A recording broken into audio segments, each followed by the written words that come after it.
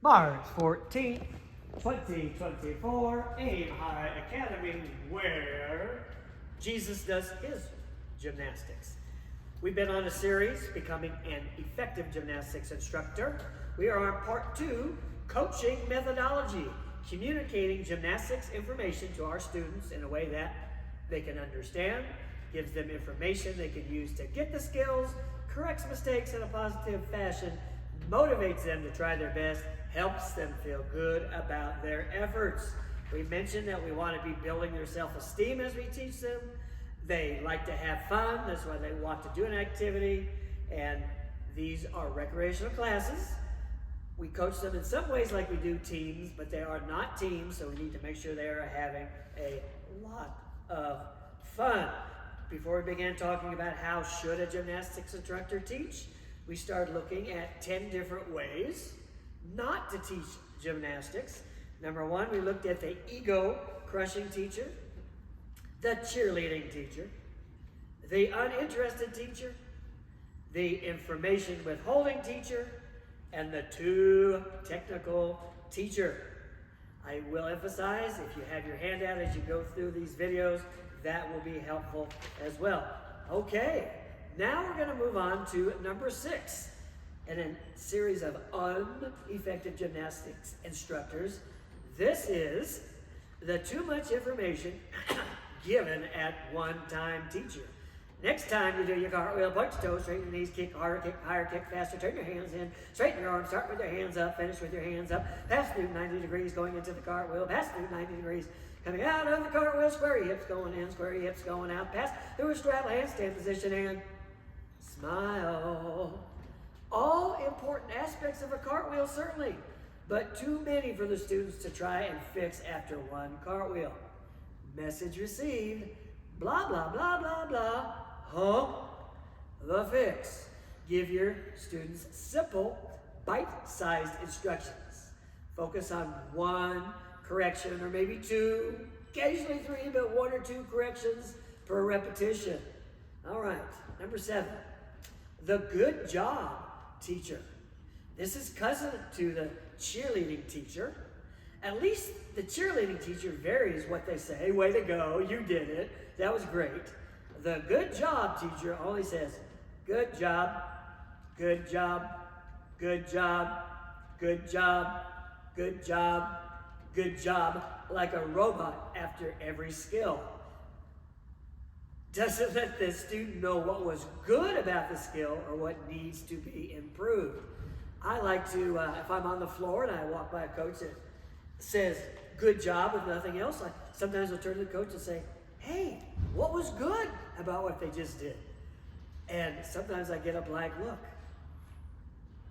know what they did good, know what they need to improve, okay? The good job teacher. All right, tell them exactly what was good, exactly what they need to do better. All right, now the too serious teacher. This teacher, they have the right idea. They want their students to learn a good cartwheel and other gymnastics skills, but they need to work on their approach. They don't smile much. Their body language might be pretty rigid. Their voice is stern. They often try to fix everything after every turn. They expect every repetition to be perfect. Well, message received sometimes by the kids. Wow, I came to gymnastics to have fun, but this is too much work. I want to do something easier. I want to do something else. The fix, remember the following. And I've got 4 followings to remember. Number 1, kids want to have fun. So while we want them to learn, we need them to learn. We want them to learn in a fun way, and we need to teach Texas friendly. Teach friendly with a smile on our face, and even more importantly, a smile in our voice. All right, 2 takes hundreds to thousands of reps over a period of years for students to master certain skills. So every turn doesn't have to be perfect. Remember, it is a path, it is a progression. We're working towards it. We'll get it, okay? Number 3, if we make the class too much work and too hard for the kids, they will quit and search for something more fun. And again, Number 4, we are teaching a class, not a team. The student is not striving to obtain a high score from a judge. We're not a judge. Rather, they are striving to please their teacher while elevating their own self-esteem by improving their cartwheel and other skills over time. All right, number 9. And then we'll stop this video number 9 and save number 10 for the last video in this series. Poor use of time, teacher. This teacher's students don't get many cartwheels in. They don't do too many cartwheels or get much done in general in class because of a lack of class management skills, such as and including not knowing the lesson plan, stations not set up ahead of time, not rotating stations within an event effectively, not rotating to the next event effectively, too much time marking roll, too many trips to the water fountain, taking too long to explain stations that I'll mention here, as I have before.